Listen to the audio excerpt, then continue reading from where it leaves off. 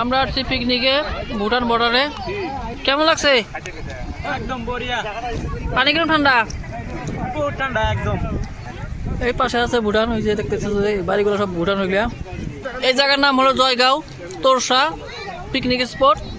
তোমরা যদি সাঁতার জানো তবে আইসো এখানে, সাঁতার না জানলে গাঁও দিতে আইসো না এখানে, কারণ অনেক ধার। বালু আর পাথরের মাঝে এত কষ্ট হাঁটা, খুবই কষ্ট, কারণ খালি পায়ে আছি আমি জুতা পরে আসছি তো, এখন গাও ধুতে আসছি দেখি এই জন্য জুতাটা খুলে থুয়ে আসলাম। আর এখন আসে দেখি অনেক ব্যথা লাগে পায়ে, খালি পায়ে হাঁটাই যায় না, পাও ফুলে গেছে একদম।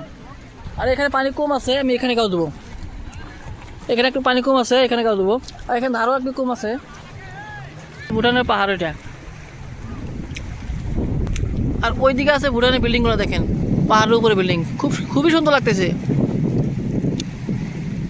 পানিগুলো খুব টলটলা, একদম একদম ঝকঝকা, কিন্তু ঠান্ডা, প্রচুর ঠান্ডা।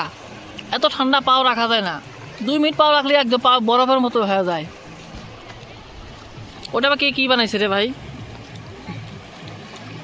এসেছে, এটা জানতে হলে শিখো, ডাউনলোড করো জলদি সে।